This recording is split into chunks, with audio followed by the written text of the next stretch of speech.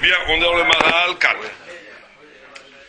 במסכת ברכות, בגמרא ברכות, פרק אין עומדים, אמר רבי אלעזר, il dit Rabbi Elazar, כל מי שיש לו דעה, tout celui qui a une pensée, écoutez cette phrase incroyable, tout celui qui a une pensée, כאילו נבנה בית המקדש בימיו.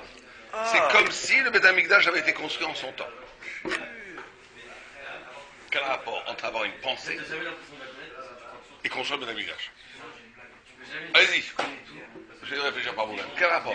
Avoir une pensée. Tout celui qui a une déa, tout celui qui a un dat Torah, tout celui qui est capable d'élaborer une pensée véritable, c'est comme s'il avait construit le Beth Amikdash. Quel rapport entre leur... avec la choucroute, comme on dit en hébreu? Allez-y, une idée. Donc ça voudrait dire que le Beth Amikdash, il est lié à la pensée. Et la pensée, c'est lié à quoi? La pensée à la tfila, oui. Tfila, c'est plutôt lié au cœur. Ouais, mais plus précis. Ouais, la tête, elle produit quoi, la tête? De la vérité. De la vérité. C'est-à-dire qu'une des dimensions fondamentales du Beth Amikdash, c'est de faire apparaître la vérité sur terre. Or, quand tu dis une pensée, tu fais apparaître la vérité sur terre. Il faut bien comprendre que le Beth Amikdash, il y a un David à Meller qui disait qu'il a failli succomber. Quand il voyait des gens qui font les avérotes, en pleine forme. Leur femme est gentille avec eux. Ils ont des enfants magnifiques. Comprenez pas. Ils ont de l'argent. Tu vois, l'autre, il est religieux, sa femme le déteste, ses enfants se rebellent, il n'a pas un sou. Il a dit, j'ai failli tomber. David Ameller, on parle pas d'un... David Ameller, le Messie lui-même. Oui. J'ai failli tomber, c'est pas normal. Je vois des gens qui ne font pas la Torah. Voilà. Tout va bien pour eux. Mais pas simplement tout va bien pour eux qu'ils ont de l'argent, ça c'est rien. Mais ils ont de l'argent, leur femme est sympa, les amis l'aiment bien, la vie est belle, tout va bien. Et l'autre, le pauvre, il a une kippa et des papillotes, tu vois que tout va mal, sa femme le frappe avec le balai, ses enfants, ils sont devenus chilodi, il n'a pas un sou, il est malade. À un moment donné, il craque, il dit, c'est pas possible, il y a une injustice. Bien sûr. Et David, il dit, j'ai failli tomber. Quand j'arrive au Beth Amikdash, j'ai tout compris. Tout compris. La notion Beth Amikdash, d'après le Harizin, c'est la mida de Hod. Vous savez qu'il y a 10 sphirotes, une des sphirotes c'est Hod. La sphira de Hod, qui vient de Oda'a, de reconnaître, c'est une mida d'équivalence. Équivalence. Ça veut dire que Dieu agit avec toi comme toi t'agis. Voilà, c'est une balance. Oh, ça veut dire quoi? Imagine quelqu'un qui t'a refait tout ton appartement, il t'a refait tous les carrelages, tu lui dois 50 000 euros. Il arrive, il te dit, moi je veux pas les 50 000 euros. Pourquoi? Il y a un super collier là que je vois, c'est ça qui me plaît. Tu lui dis, mais ce collier, je l'ai acheté 10 euros pour ma fille, tu peux pas l'escroquer. Il s'en fiche, lui, il voit que ça.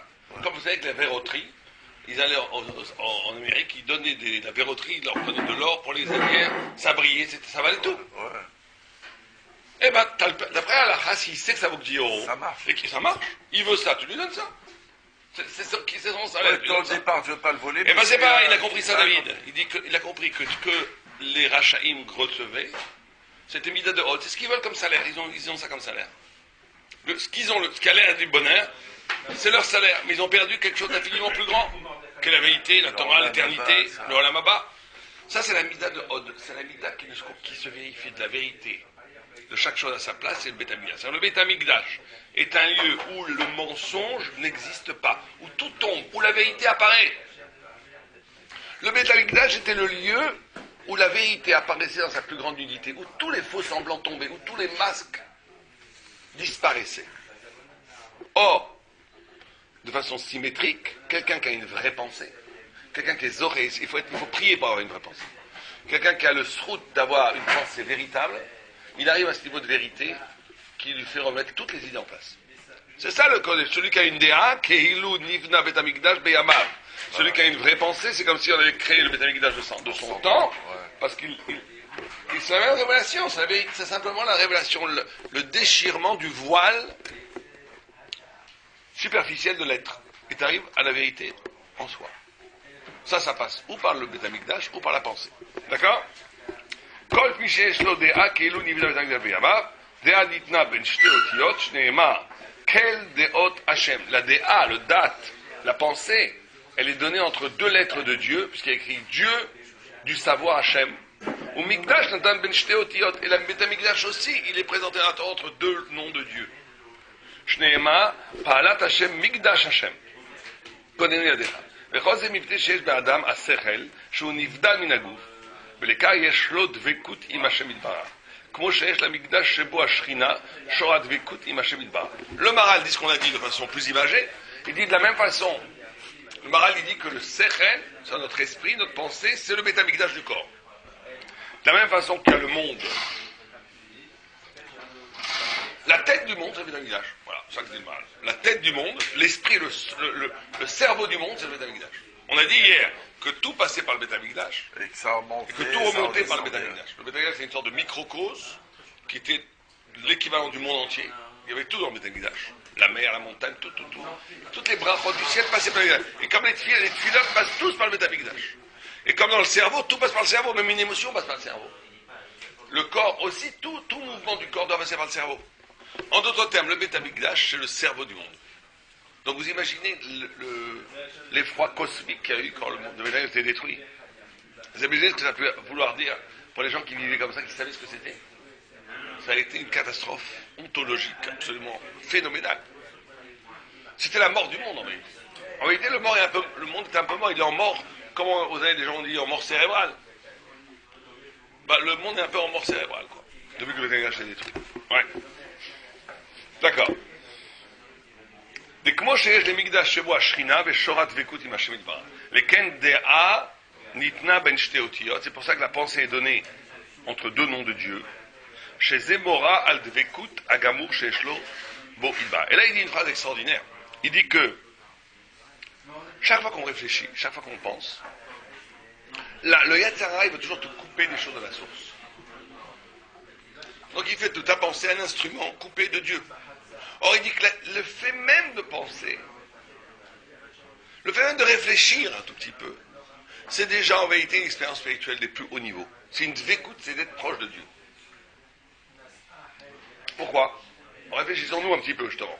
En quoi le fait de réfléchir te procherait plus de Dieu que le fait de manger, que dormir? À la limite, les goïms réfléchissent aussi, il y a des philosophes, des mathématiciens, des physiciens.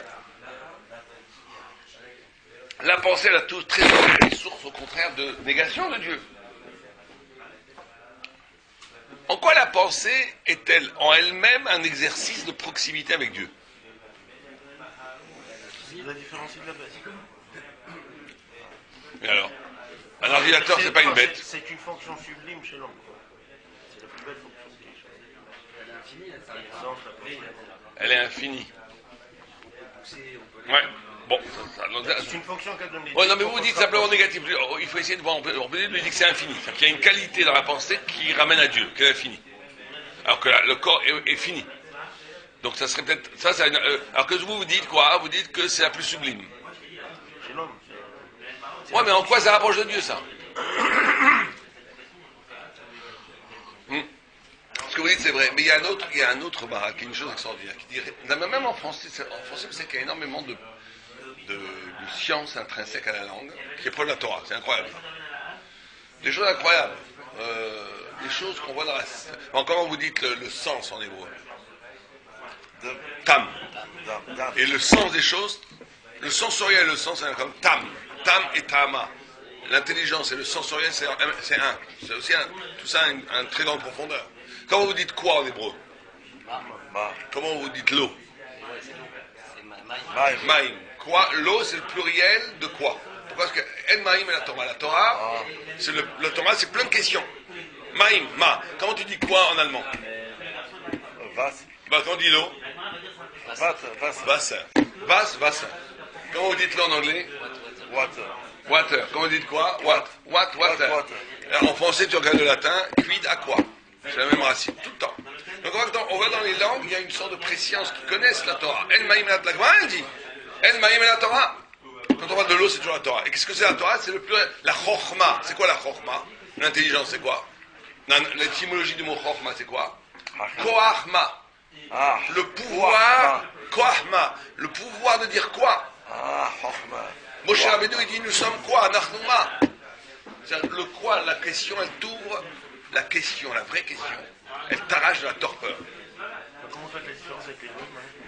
Les goïms aussi, ils ont une âme de Adam Rishon. Simplement, ils ont ça au niveau de 7 mitzvot. Alors que nous, on a ça au niveau de 613 mitzvot. C'est pas du tout pareil. Mais les goïms, c'est des êtres humains. Ils ont aussi cette notion de transcendance. Il n'y a pas de il n'y a pas de pensée sans transcendance. C'est ça qu'ils nous disent. Ça, c'est un truc très très... Oh, alors justement, on disait, alors qu'est-ce qu'on fait? Alors, quand on dit que la pensée, elle t'amène à Dieu, ça veut dire que tu ne peux pas réfléchir en vérité sans t'arracher à la matière. Le fait de réfléchir, c'est t'arracher à la matière. Tu ne peux pas réfléchir. C'est quoi réfléchir? Alors, quand je dis le mot réfléchir, c'est quoi? C'est une notion de miroir, de double. Ça réfléchit. Donc, que penser, si tu restes que ce que tu es, une bête, elle pense parce qu'elle n'est que dans les limites de son instinct. Une chose ne pense pas parce qu'elle ne s'extériorise pas. Un homme va pouvoir penser parce qu'il va s'arracher à lui-même, il va théoriser, il va revenir après à lui-même. Il va se réfléchir. Il va se projeter hors de lui-même. Cette projection hors de lui-même va lui permettre d'organiser un sens qui va lui permettre après de dompter le monde. Mais si quelqu'un reste en lui, il ne peut jamais penser. Donc la pensée, elle vient d'un choc du fait que l'homme s'arrache de lui-même. D'où vient cet arrachement de lui-même? Une fois, j'avais dans un débat, quelqu'un me dit « je suis athée ». Je le regarde, je lui dis « vous venez de dire que vous croyez en Dieu ». Qu'est-ce que ça veut dire? Parce que je suis athée, c'est une idée, c'est un concept. Or, il n'y a pas de concept sans Dieu. Ça veut dire quoi? Alors, on va expliquer ça. Qu'il n'y a pas de concept sans Dieu. Pourquoi? Parce que la seule chose qui peut faire que l'homme pense, la plupart des gens, ils pensent que l'homme, il a un sérel. Et qu'au bout du sérel, il arrive à la foi. Un peu comme Avraham Avinu, il croyait au début que c'était le soleil, il a vu que c'est pas possible, après il a vu que c'était la lune, il a vu que c'est pas possible. Mais on m'a dit c'est faux, c'est pas comme ça que ça se passe. L'homme ne peut penser que parce qu'il est spirituel. Il n'est pas spirituel parce qu'il peut penser. Il ne peut penser que parce que fondamentalement il est spirituel. C'est la spiritualité, le choc divin, l'onde divine frappe la matière voit une cassure, s'arrache à elle-même, elle arrive au monde du sens. Mais le traumatisme qui à l'origine permet à la personne de penser, c'est parce qu'elle est confrontée à un ailleurs, qui est Dieu, qui l'arrache de lui-même, qui le fait qu'il n'est pas que dans lui-même. Et toute personne qui est bouchée à la spiritualité ne peut pas penser. C'est pour ça que même un goy, à l'origine, son âme, elle n'a pu penser que parce qu'elle a été touchée par la grâce de Dieu. Ça n'existe pas une pensée qui n'est pas devancée par un choc spirituel. Ça n'existe pas. C'est pour ça qu'un ordinateur, on pourra mettre des milliards de dollars et des milliards d'euros sur l'intelligence artificielle, on n'y arrivera jamais. La Torah vous dit dans jamais. Vous pouvez mettre 10% du PNB mondial pendant 500, 100 ans pour essayer de développer. On va imiter de plus en plus, c'est sûr qu'on va imiter. Mais ça sera du bluff, il ne va jamais penser. Ça sera que des illusions. On pourra peut-être faire comme les ordinateurs pour les jeux d'échecs. On va lui donner 500 000 réponses. Dans 500 000 cas, c'est ça la meilleure réponse. On va croire qu'il pense, mais en réalité, il ne pense pas du tout. Non, mais ça n'explique pas la mauvaise pensée. Parce que vous dites. Oui, alors attendez, moi ce que je dis, c'est. Peut-être la mauvaise utilisation. Là. Tout à fait. Bon, à l'origine, la faculté de penser, elle vient parce que l'homme est spirituel. Pourquoi l'homme peut penser? Voilà. Après, il peut l'utiliser n'importe comment, parce qu'il a la liberté. D'accord? Donc il dit, de la même façon que le Beth Amikdash, c'est le cerveau de l'homme, du monde, c'est là où il y a l'éruption de la vérité dans le monde. Comme David Amelech, il a dit, que quand il est arrivé au Beth Amikdash, il voyait la vérité. De la même façon, le lieu de la vérité de l'homme, c'est son sérel. Et les deux sont le lieu de la Shrina. D'accord? Comment? Vous avez Minyan dans le monde. Qui avait Minyan? En Beth Amikdash, là. C'est les gens qui savaient qu'ils allaient découvrir au Beth Amikdash. Non, plein de gens ont oublié. Vous savez que quand les gens ils cherchent la vérité, quand ils vont voir, même les goïs, quand ils vont voir de l'art, qu'est-ce qu'ils cherchent? Ils cherchent l'absolu en eux-mêmes. Pourquoi les gens ils adorent aller au théâtre, ou ils voient des grands films et tout? Qu'est-ce qu'ils cherchent? Ils cherchent eux-mêmes. Ils cherchent l'absolu qui est en eux-mêmes. Au point que quelqu'un qui est complètement désespéré de lui-même, tu vois, mec, il ne s'intéresse de rien. Ça n'intéresse plus du tout. S'il n'a pas d'espoir de retrouver quelque chose de grand en lui, il ne s'intéresse pas à ce qui est grand dehors. Quand tu cherches quelque chose de grand dehors, tu cherches quelque chose de grand en toi qui est enfoui. Simplement quelqu'un a réussi à le faire. Donc tu dis, je vais aller voir ça m'intéresse. Pourquoi? Parce que lui, il a réussi à mettre en exergue, à réaliser quelque chose qui en toi est enfoui. Mais lui, ça t'éveille ce qui est encore en toi. Mais quelqu'un qui serait complètement désespéré de lui-même, il n'a plus rien à faire, il se déteste, il n'a plus qu'à l'avenir, il veut rien. Il veut mourir. Bah oui. Celui-là, il ne s'intéresse à rien. Il ne s'intéresse à rien, par définition. Bien, en tous les cas, donc ils allaient au Beth Amikdash qui cherchaient la grandeur en eux-mêmes aussi. Au risque d'être confrontés effectivement à un renversement de toutes les valeurs. Bon. D'accord. ואף שאמר כאן, כל מי שיש לו דעה כאילו נבנה בית המקדש בימיו, ואף אגב שלא עסק בתורה רק שיש בו דעה, אינו שצריך לו דעה יתרה עליונה. אבל כל העוסק בעבודה, אף שאינו תלמיד חכם, גדול כאילו נבנה בית המקדש בימיו. Donc il dit, ça c'est important par rapport à ce qu'on a dit hier. On a dit hier que l'étude de la Torah a la capacité de reproduire ce qui se passe au Beth Amikdash. Puisque la Beth Amikdash, il y a deux mouvements, un mouvement de recevoir les brachot, un mouvement de rétablir le monde, comme on vient de le dire, tel qu'il devrait l'être. Or l'étude de la Torah c'est toujours ça. C'est capter les brachot, tout le monde entier passe par l'étude de la Torah, et béni grâce à l'étude de la Torah. Et l'étude de la Torah, elle est capable de réorganiser la vision du monde tel qu'il doit être. C'est ça l'étude de la Torah. C'est deux mouvements. Mais il dit, mais ça exige une pensée Eliona. C'est pas n'importe qui peut faire ça. Alors que celui qui fait le bêta, c'est quand même, il y a une suprématie. On avait dit hier comment ça se fait que la Torah, elle peut, on dit que celui qui étudie les halachot, c'est comme s'il avait fait korbanot, c'est comme s'il avait fait un korban. Parce que la Torah, c'est pas un discours sur le monde, c'est l'origine même du monde. Donc elle peut remplacer le réel. Elle peut remplacer le réel. J'étudie les halachot korban, c'est comme si j'avais fait un korban. Parce que quand on étudie la Torah, c'est pas qu'on parle des korban, c'est qu'on étudie ce qui fait, ce qui rend possible dans le monde le korban. Donc par l'étude, tu es encore plus proche du réel que par le réel lui-même. Mais il dit ça, c'est que c'était Eliona. Il y a quelqu'un avec quelque chose de plus dans le faire. C'est que quand tu le fais, réussir à faire, ça demande moins de hauteur que de réussir à penser. Donc il dit, celui qui pense, il faut que ça soit Marshava Eliona. Aval Kola Osek Be'avoda. Mais celui qui fait la Avoda Mamash, qui travaille. Ah, chez nous, même si c'est pas un grand penseur. Parce qu'il fait, le faire, on peut pas discuter, t'as fait. D'accord? Keilou Nivna Bet Amikdash. C'est extraordinaire, ça veut dire que tu peux y arriver par la pensée, tu peux y arriver par l'acte. Peut-être par la pensée c'est même supérieur, mais c'est beaucoup plus dur. Parce que quand tu fais, tu fais. Ce qui fait par l'étude, c'est beaucoup mieux que le corban lui-même.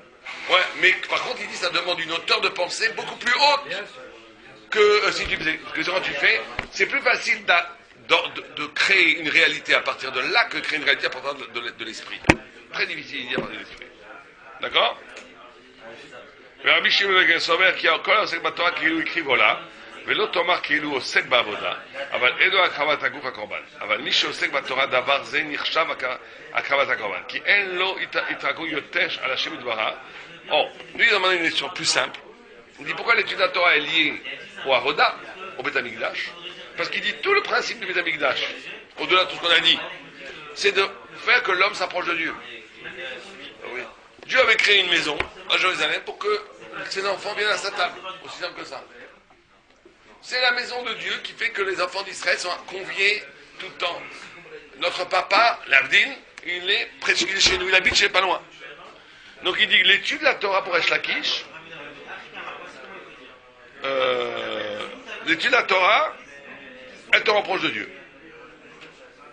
C'est ça le lien. Kacha Osek Batorah, Keilou Ikriv Korban. Maintenant, Rava lui dit que Kol Osek Batorah, En Sarich, on l'avait vu ça hier. Rava il dit celui qui tue la Torah, il n'a plus besoin de Korban. Il n'a plus besoin de Korban. Et on avait dit que ce non-besoin de Korban, il venait de goût, il venait du fait de dire qu'il y a un niveau de spiritualité ou des exercices spirituels extérieurs t'élèvent. Chez les goïs, ça va être le yoga, la méditation, on va savoir. Chez les juifs, ça peut être la tfila, les tfilines, ça t'élève. L'avdil ben el kavdal, ben tamel et kadosh. Mais c'est des exercices extérieurs qui t'élèvent. Mais un niveau spirituel où c'est même plus l'exercice qui t'élève. C'est le fait d'être vraiment toi-même qui t'élève. Tu es spiritualité, c'est pas que tu fais des actes spirituels qui te rendent spirituel. C'est que tu deviens toi-même spirituel. Qu'est-ce que c'est pour Depuis la détection du Beth Amikdash. C'est-à-dire qu'aujourd'hui, on ne peut plus rencontrer Dieu dans la liberté d'interprétatif. Il faut la halakha. Celui qui n'a pas la halakha, c'est du bidon. Qu'est-ce que ça fait lorsqu'on est à la qu'est-ce que ça fait? Ce qu'on vient de dire. Akadosh Baruch Hu, il est là quand vous lui créez un espace où, dans cet espace qui prévaut, c'est sa volonté. La vérité est sa volonté. La halakha, c'est la volonté de Dieu. Dès que vous faites la halakha, vous inscrivez dans une logique qui est plus ma volonté, mais la volonté de Dieu. À ce moment-là, apparaît la Shekhinah. C'est pour ça que tous les intellos qui pensent à Torah, mais qui vont manger des côtelettes d'agneau pas cachées en sortant du shiur, ces gens-là, ils vont jamais aller très loin, on remarque. Pourquoi? Parce qu'ils vont dire que des idées philosophiques à eux. ne faut jamais laisser rentrer la Shrina, jamais rentrer l'infini de Dieu. Parce que sans la il n'y a plus de Shrina, pas shoot. Mais ce qu'on nous dit ici, vous savez que la Gemara dans Megillah, elle appelle Yaakov, un des qualificatifs de Yaakov, c'est quel? On l'appelle, Yaakov, on l'appelle comme le divin. Et quand il monte l'échelle, on dit Alabo, la Soulam, Alabo, c'est pas qu'il est monté sur une échelle, c'est que c'est lui-même qui est devenu une échelle, ou les anges montaient sur lui comme une échelle. Lui-même est devenu une échelle, il y a un certain niveau de Gdusha, où tu n'es plus toi qui utilises l'instrument spirituel pour t'approcher de Dieu, tu deviens toi-même le Soulam. L'échelle. Qui c'est qui est Chakouk? Qui sont les visages qui sont inscrits dans le Kisei HaKavod, dans le trône de gloire de Dieu, qui est le plus haut façon de Hanaga? Abraham, Isaac, Jacob, David. Vous avez 4 visages inscrits dans le trône de la gloire, qui sont nos pères et David Améler, le Mashiach. C'est-à-dire qu'eux-mêmes sont devenus une partie de la révélation elle-même. Ça, c'est le plus haut niveau. Pourquoi c'est le plus haut niveau? Parce que c'est... Le plus haut niveau, et chacun a ça, en fait. Quand on est chacun une lettre de la Torah, ou un morceau de lettre. Avec le Gaon de Vilna, vous voyez, et vous disiez, vous êtes cette lettre. Vous êtes cette demi-lettre. Vous êtes... Alors, si c'est une très grande âme, vous êtes ce mot. Si vous dites ce mot, vous faisiez un festin pendant une semaine. Vous étiez une immense âme. Celui qui était incroyable, franchement, c'est passé 1 ou 2 fois, vous étiez un passouk. Là, c'était les Gdolim. Il n'y a pas plus grand. Il y avait Moshe Rabbeinu qui était toute la Torah. On ne peut même pas imaginer ce que c'était.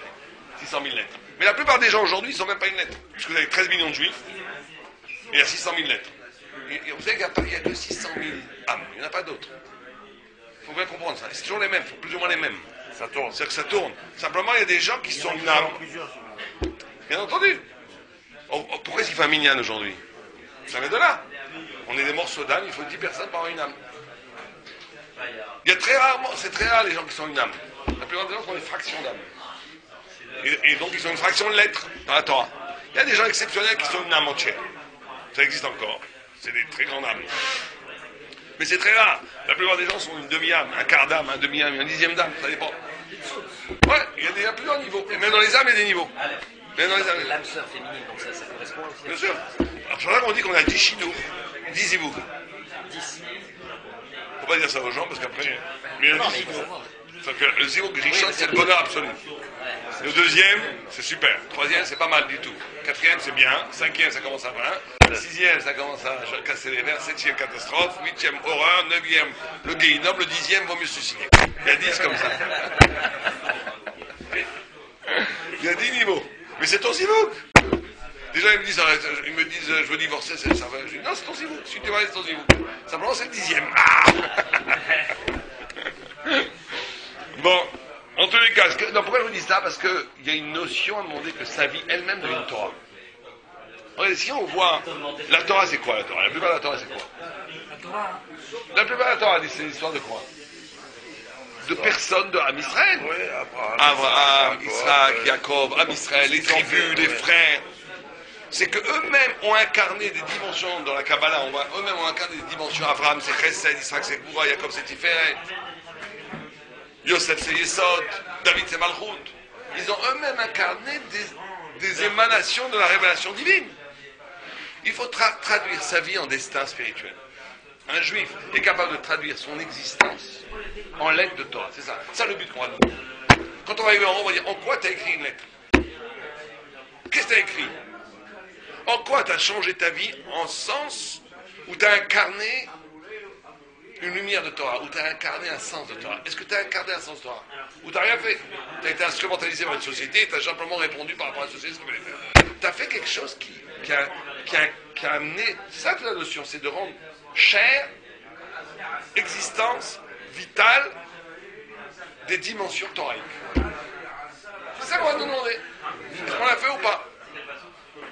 Nos pères l'ont fait de façon extraordinaire, mais nous on doit le faire à chacun à son niveau.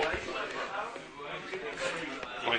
Ce qu'ils disent ici avec précision, Tuti Maral, c'est qu'ils écrivent, voilà, ils citent Shakir, ils écrivent, Kilo qui aime qu'on a à partir du moment où on étudie la Torah, on peut dire Kilo qui aime qu'on a Torah, ici il parle de Avoda. Donc ça veut dire que le fait d'étudier la Torah, c'est équivalent à la Avoda, mais pas forcément à autre chose. Il y a d'autres textes. C'est la relation avec le direct, quoi. C'est pas. Ouais, ouais. c'est pas vivant. Tout à fait. Ok. Regarde ce qu'il dit. כל העוסק בתורה הוא עם השם יתברך, הרי די, ורבה סובר כל העוסק בתורה, אין צריך לא עולה ולא קורבן, מפני כי הקורבן אינו רק לקרב את האדם אל אדם יתברך, אחרי שהוא רחוק. ואילו העוסק בתורה הוא עם השם יתברך, מבלי עשרה, ואינו צריך קירוב כלל, רק שהוא עם השם יתברך. Il dit exactement ce qu'on a dit. Il dit toute la notion du korban, c'est t'approcher de Dieu. Mais si tu t'approches de Dieu, tu n'as pas besoin du korban. Fais attention avec ce genre de raisonnement. Vous savez que le raisonnement de Korah, c'était ça. Korah, il disait qu'il n'y a pas besoin du fil de tzitzit, puisque le fil, c'est me rappeler les misotes. Moi, je pense aux misotes toute la journée. Il y en a qui me disent, j'ai pas besoin de kippa. La kippa, c'est me rappeler que Dieu est au-dessus de ma tête. Mais moi, je pense à Dieu tout le temps. Korah, il a posé la question. J'ai pas besoin d'une maison qui serait pleine de Sefer Torah. Elle a besoin d'une mezouza. Il me dit, oui, il s'est moqué de lui. La maison est pleine de mezouza, t'as pas de Torah, t'as pas de mezouza. Un talit qui est complètement bleu, avec un petit fil bleu, oui. Alors c'est quoi la différence? C'est que la mitzvah, non, la mitzvah c'est le lien. Le lien entre toi et Dieu. Le lien il doit toujours être là. La mitzvah t'en as toujours besoin. Toujours t'as besoin de la mitzvah. Parce que c'est le lien. Tu ne peux pas trouver l'absolu dans toi. L'absolu a besoin de quelque chose d'autre que toi pour te relier à l'absolu. C'est ça la grande faute de Korah. C'est qu'il a traduit l'absolu à lui. Même s'il était incroyablement grand, il était tout un Sefer Torah. Mais tu réduis la vérité à toi. La vérité, elle doit toujours te dépasser un peu. Même si c'est un immense. Donc il te faut un fil extérieur à toi qui te relie à Dieu. Tu ne peux pas être toi-même. Donc ça ne contredit pas ce qu'on vient de dire là. D'un côté, il y a un moment donné où, à partir de ta propre spiritualité, tu es devant Dieu. Tu n'as plus besoin du korban, c'est vrai. Mais si c'est une obligation, le korban, c'est que Dieu veut encore être lié avec toi, que tout ne peut pas venir de toi. C'est ça le problème de Korah, c'est que c'était Minyaoubé, il n'avait pas besoin d'autre chose que lui-même. Ok? Oh, ורבי יוחנן סבר, העוסק בתורה עולה כאילו ככיב עולה, וכל העוסק בתורה חטא וכן קוברם. פירוש כי העולה הוא קורבן המיוחד, ובוודאי הקורבן שהוא מיוחד מורה על קירוב מיוחד. ועל זה אומר, כאשר עוסק בהלכות קורבן מיוחד, יש לו אותו קירוב שהוא מיוחד. Oh, pourquoi Rabbi Yochanan il a détaillé? Celui qui étudie, les autres ils ont dit que quand tu fais l'étude à Torah, c'est une avoda. Il a dit non, tu étudies les halachot Torah, tu fais une ola. Khatat, tu fais une khatat. Hacham, tu fais un hacham. Parce qu'il dit il y a plusieurs formes d'approche de Dieu. Il y a une approche qui est khatat, d'expiation, tchouva. Il y a une approche de ola. Tu montes. Il y a une approche de hacham et une approche de shtamim. Tu peux pas mettre ça, tout ça, c'est pas la même chose. Donc tu es obligé de passer par une étude spécifique qui va te donner un résultat différent, varié. Ça ne veut rien dire, je suis avec Dieu. Tu es avec Dieu comment? Dans l'amour, dans le dîn, dans l'intellect, dans le cœur. Il y a plusieurs approches, il y a plusieurs voies. C'est pour ça qu'il y a plusieurs formes de rabbanim. Il y avait des rabbanim qui étaient... Toute leur dvekout avec Hachem, c'est l'intellect. Donc tout leur dvekout avec Hachem, c'était chesed. Donc tout leur dvekout avec Hachem, c'est gvul. Il y a plusieurs approches de Dieu. Donc tu ne peux pas être dans la généralité de cette approche. Et c'est très important que... c'est très important de choisir en soi une qualité que l'on pousse jusqu'au maximum. Et le Gaon de Vilna, il dit quoi? Il dit vous étudiez toute la nuit pour savoir ce qu'il vous fait. Au matin à l'aube, quand vous êtes dans la vérité, parce que vous n'avez pas parlé, samedi beau, vous étudiez toute la nuit.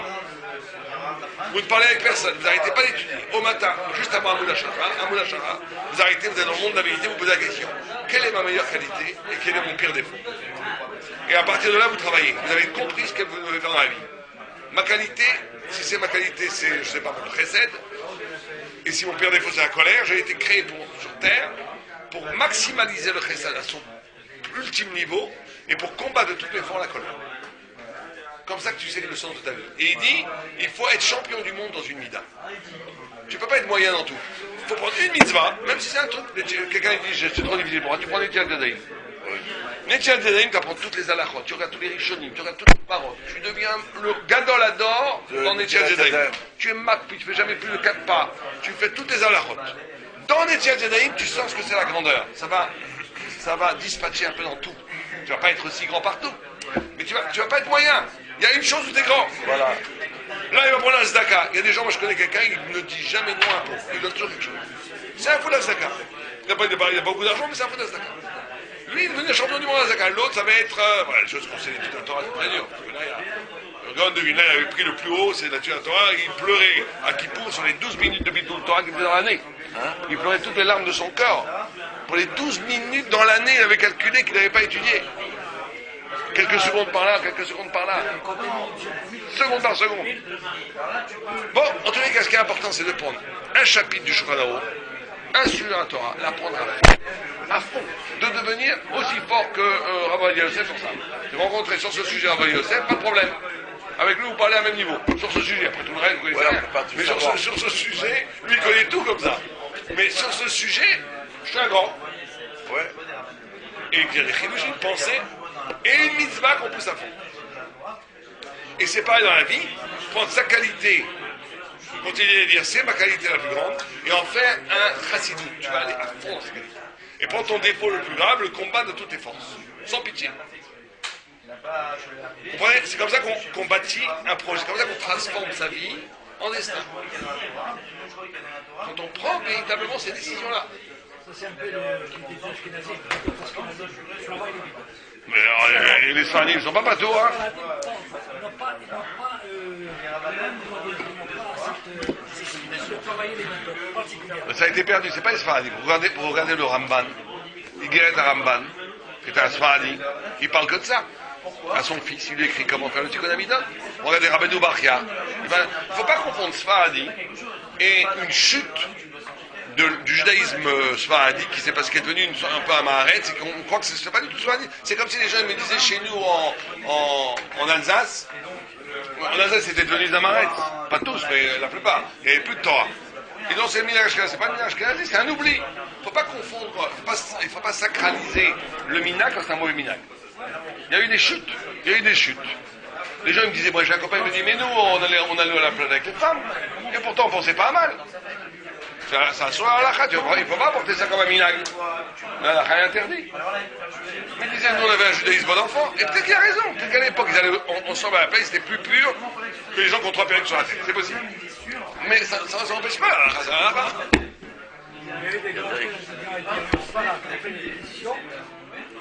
Il y a une immense chute spirituelle dans les pays sfarades quand ils ont rencontré la France. Les Français, ça a été. Les Français, où ils ont été, c'est pas que Sfaradi, où ils ont été, ils ont tué le judaïsme. En France, il n'y avait plus de judaïsme. Au 19e siècle, vous regardez les discours des rabbins dans les synagogues du 20e siècle, du début du 20e siècle. C'est une catastrophe. C'est des discours de curés. Nous, la patrie, la République, c'est des curés. Et c'était une imitation, c'était une catastrophe spirituelle. Où ont été les Français? Les Français, je ne sais pas ce qu'ils ont fait. Aujourd'hui, ils ont attiré, ils ont complètement détruit les Juifs. Spirituellement.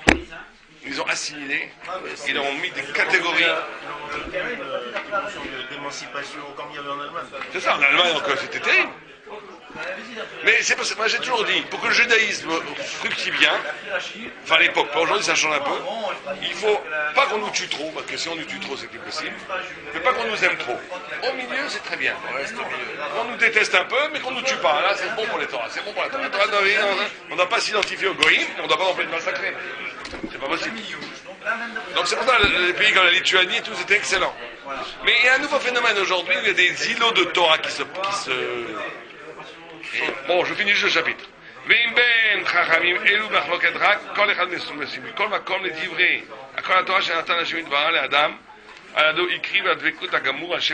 Donc il dit, tous ces chachamim qu'on dit là comme ça, ils sont d'accord.